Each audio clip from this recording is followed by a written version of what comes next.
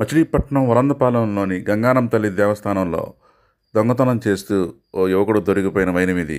ఆదివారం సంబరం సమయంలో హుండీలో చేతిలో పెట్టి నగదు దొంగతనం చేసిన వ్యక్తే పొద్దున్నే మళ్ళీ వచ్చి హుండీలో దొంగతనం చేసేందుకు యత్నించాడు.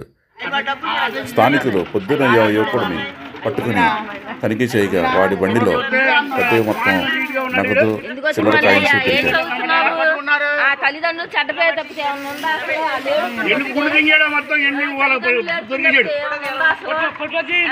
చక్కగా ఉన్న కుర్రోడికి నువ్వు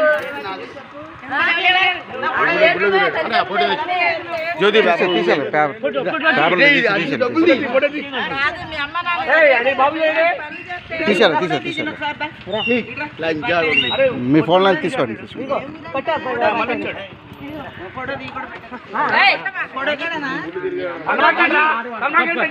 ఒకసారి డబ్బులు తెస్తా చాలే అమ్మా.